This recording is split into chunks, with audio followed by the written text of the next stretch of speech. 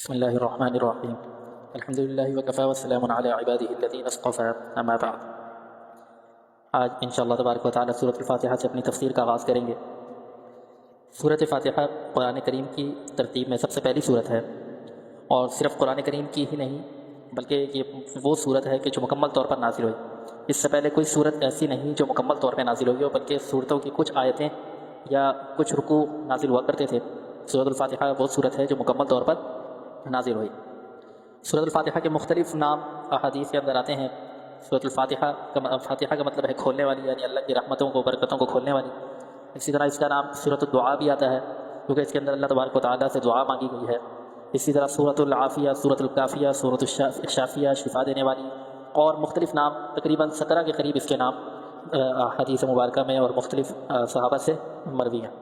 سورۃ الفاتحہ مکی ہے، یعنی یہ ہجرت سے قبل نازل ہوئی، اور اس کے اندر ایک رکوع ہے اور 7 آیات ہیں۔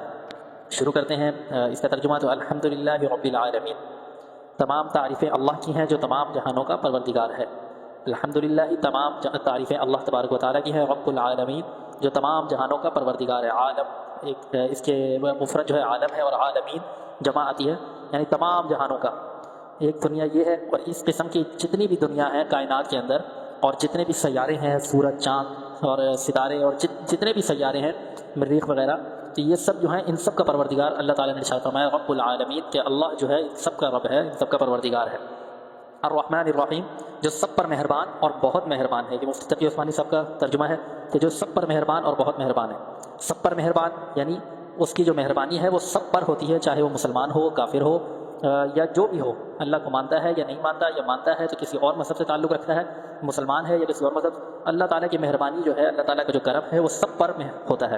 رحمان کا مطلب یہ ہے، اور رحیم کا مطلب بہت مہربان ہے، یعنی جس پر اس کا رحم ہوتا ہے وہ انتہائی زیادہ ہوتا ہے، بہت زیادہ ہوتا ہے۔ رحیم کا مطلب یہ ہوتا ہے۔ ویسے تو معنی کے اعتبار سے دیکھا جائے تو تقریباً ان کا مطلب ایک ہی جیسا ہے، لیکن اس میں یہ معمولی سا فرق ہے کہ جو سب پر مہربان، یعنی ہر ایک پر، دنیا میں اگر 7 ارب انسان ہیں تو سب پر مہربان، اور پھر 7 ارب پر مہربان ہے، اس کے بعد بہت مہربان ہے۔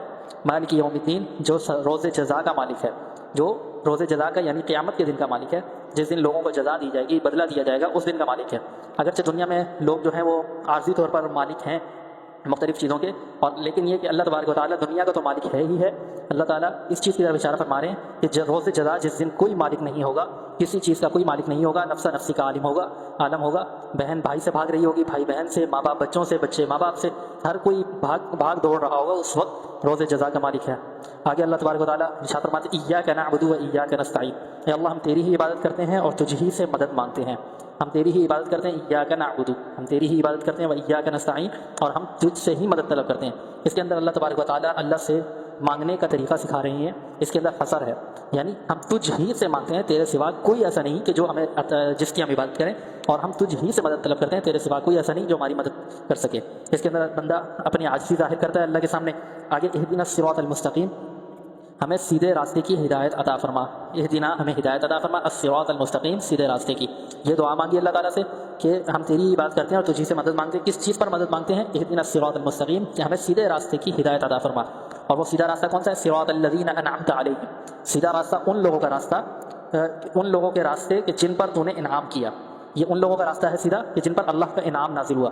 اللہ کا انعام کن پر نازل ہوا؟ اللہ تعالیٰ نے ایک اور جگہ ارشاد فرمایا انعم اللہ علیہم من النبیین، اللہ تعالیٰ کا انعام نازل ہوا انبیاء پر، والصدیقین اور صدیقین پر، والشہداء اور شہداء پر، والصالحین اور نیک لوگوں پر، ان پر اللہ کا انعام نازل ہوتا ہے۔ تو اللہ تعالیٰ یہاں پر بھی اس طرح بندی کی توجہ دلانا چاہ رہے ہیں کہ صراط الذین، اگر سیدھے راستے کی ہدایت مانگی ہے تو سیدھا راستہ انبیاء کا راستہ ہے، صدیقین کا، شہداء اور صالحین ان کا راستہ ہے، تو ان کی طرف توجہ دلا رہے۔ غیر المغضوب علیہم ولا الضالین، نہ کہ ان لوگوں کے راستے کہ جن پر غضب نازل ہوا، اور نہ ان کے راستے کہ جو بھٹکے ہوئے ہیں۔ تو غضب کن پر نازل ہوا؟ اس سے مراد یہود ہیں، یہود اس سے مراد ہیں کہ جو غیر المغضوب، جن کے اوپر اللہ کا غضب نازل ہوا تھا۔ اللہ تعالیٰ نے جب انہوں نے جب اللہ کا حکم نہیں مانا، موسیٰ علیہ السلام کے حکم نہیں مانا جو اللہ تعالیٰ نے ان کی طرف سے حکم لے کر آئے تھے، تو اللہ تعالیٰ نے ان پر غضب نازل کیا، جس کے نتیجے میں بعض کو بندر بنا دیا گیا، بعض کو خنزیر بنا دیا گیا۔ تو یہ اللہ کا جو غضب نازل ہوا تھا، اللہ تعالیٰ نے ایک اور جگہ بھی ارشاد فرمایا غضب اللہ علیہم ولعنہم، کہ اللہ نے ان پر اپنا غضب نازل کیا اور ان پر اپنی لعنت نازل کی۔